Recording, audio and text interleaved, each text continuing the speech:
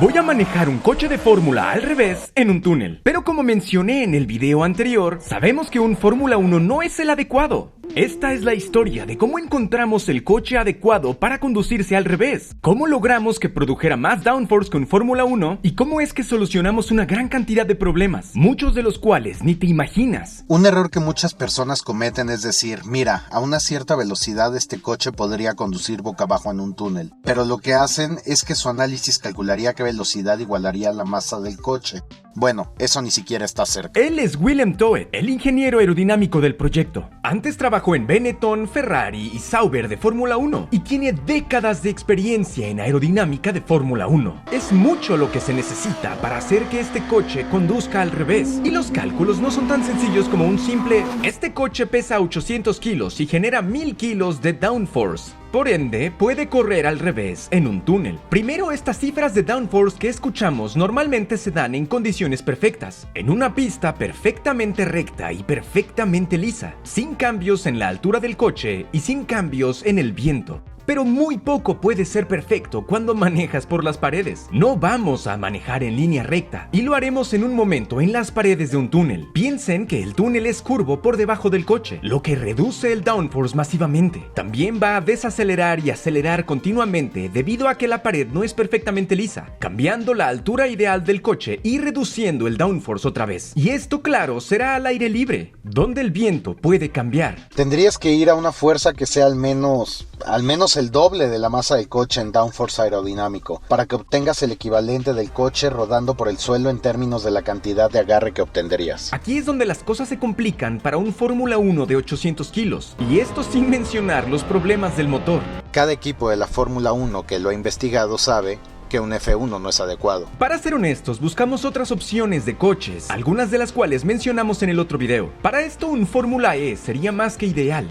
Un motor eléctrico funciona bien de cabeza. Sin embargo, bajo las condiciones actuales de Fórmula E, el peso y el downforce no se ajusta exactamente a lo que necesitamos. Ahora, ¿qué tal el Porsche 919 Evo? Un coche que Porsche ajustó de la mejor manera posible, al hacerlo ir lo más rápido posible sin las limitaciones de las reglas. Y un coche del que no puedo hablar sin mencionar que intentó romper mi récord en Brands Hatch y falló. Ya no voy a hablar de esto, no quiero que lo intenten otra vez. Como sea, el Evo pesa más o menos 850 kilos, aderezado con una potencia de 1160 caballos y genera 50% más downforce que el original. Pero con ese peso aún le va a costar. Entonces la clave es el peso. Ahora, ¿qué tal un Fórmula 3 o un Fórmula 4? Un Fórmula 3 pesa 670 kilos y un Fórmula 4 unos 570 kilos. Es mejor, pero aún es pesado y no producen el downforce que necesitamos. Ahora, una opción ligera y con el suficiente downforce, al menos para su peso, sería un Formula Student. Solo miren ese alerón. Y suele pesar la increíble cantidad de menos de 200 kilos. Sin embargo, este coche uno más bien se lo pone, no se sube en él. Y la verdad, no me encanta la idea de chocar en uno de estos.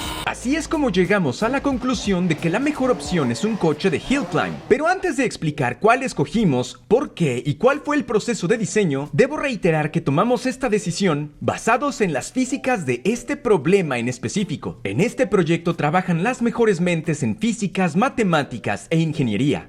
Pero ¿por qué un hill climb tiene tanta velocidad y produce tanto downforce? Resulta que el hill climb es un parque de diversiones para los ingenieros. No hay un peso mínimo, no hay capacidad máxima de entrada ni potencia. Las reglas aerodinámicas son simples. Debes tener una cierta distancia al suelo, estás permitido tener alas y carrocería relativamente anchas, por lo que tienes esa especie de libertad, pero también tienes mucha más libertad dimensional y dónde puedes colocar cosas.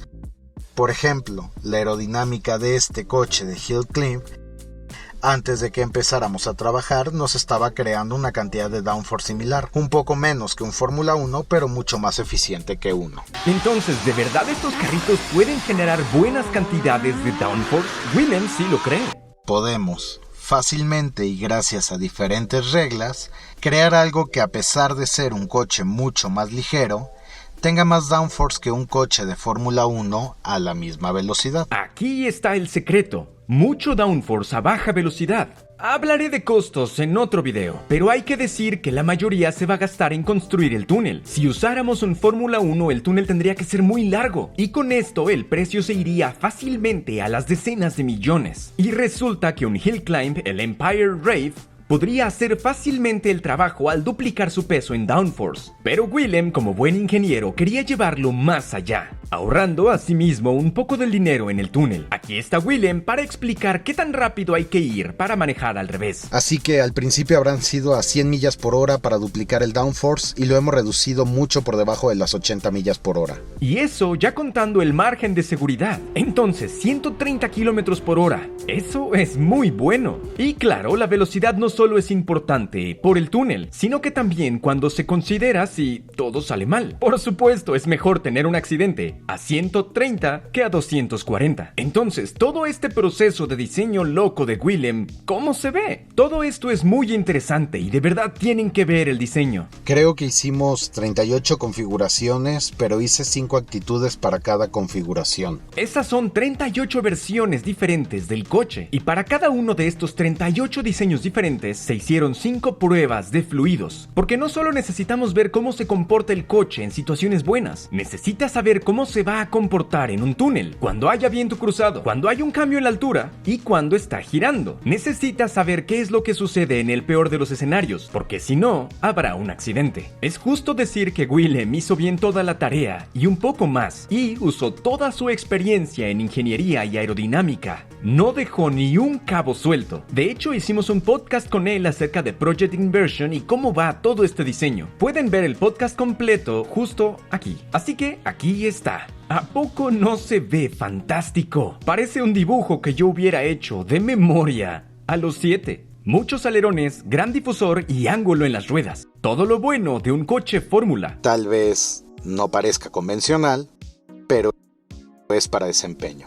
Willem tiene razón, necesitamos mucho desempeño de este coche. Miren el ángulo en las llantas, se ve raro, ¿no? Bueno, eso lo explicaré en un momento. Pero primero el difusor. Usa el efecto suelo y es masivo. Pero hay un problema al usar el efecto suelo en este coche. Los Fórmula 1 moderno generarán el downforce por el efecto suelo y por cómo interactúa con una pista lisa y suavecita. Pero el túnel y sus curvas nos van a generar un problema. Imagina al coche justo en este arco y piensa en el espacio que queda en el difusor y en el túnel debajo.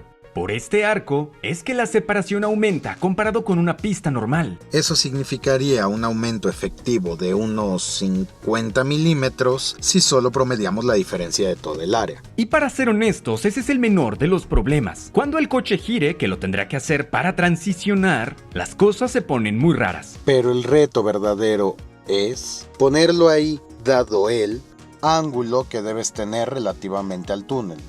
Ese es el verdadero problema, el ángulo. Básicamente, cuando giras el coche para subirte a la pared y llegar al techo, la altura del coche cambia mucho. De hecho, la llanta interna delantera quedará volando hasta unos 10 centímetros. Esto no es bueno para la aerodinámica, pero resulta terrible para el agarre mecánico. Cuando una llanta no está en contacto con el piso, se considera subóptima y las cosas se ponen más peligrosas. Podrías pensar que la parte más peligrosa es cuando el coche está completamente al revés, pero no lo es. 135 degrees, something like that. 125. Most of the way up to being you're a inverted. fair way up. You've got downforce pushing you up, but you've also got a big peeling moment. You've got much more force on these lower wheels. Gravity's pulling this way, yeah? So gravity's acting on the central gravity of the car, and then you've got a contact here and here, then so the important contact is that outer edge, and gravity's trying to do that to your car. Aquí es donde hay más probabilidad de un accidente, la parte en la que giro y estoy en la pared, donde la gravedad está peleando contra el coche y donde el downforce está en su punto más bajo. Esta es la zona de peligro. Y dados estos cambios en la altura del coche, Willem decidió concentrarse en el downforce de la carrocería, los alerones, ya que no les afectan los cambios de altura. Así que miren estos alerones. 5 elementos gigantes y 2 más montados encima de las ruedas. Pareciera que solo están aventadas y ya, pero hay mucha información detrás. Así que las piezas en el borde exterior de las placas convencionales, digamos que se ven aquí, han sido arrastradas detrás de las ruedas traseras, por lo que tienes estas enormes ruedas traseras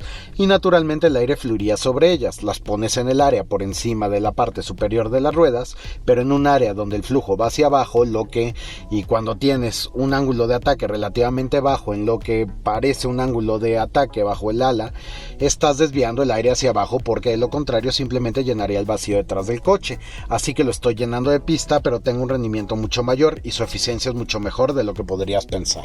Willem está usando el flujo que pasa por arriba de las llantas para generar mucho más downforce, y también usa muchas partes que en una competencia estarían prohibidas, pero que aquí sí se puede. Por ejemplo, los faldones, y el frontal también es muy grande y va muy pegado al suelo, de nuevo haciendo uso del efecto suelo. Entonces parece que Willem lo tiene todo resuelto. Desde el punto de vista aerodinámico estoy completamente seguro de que esto es factible. Pero, ¿qué pasa si todo sale mal? Bueno, en el podcast yo, de broma, hice una pregunta. ¿Qué pasa si todo sale mal? Porque en mi cerebro, en la caricatura, y siendo un piloto muy optimista, y no me dejarás mentir, pero yo siento que si lo peor sucede, simplemente bajará suave, gradualmente hasta el piso, y chocando, pero suave.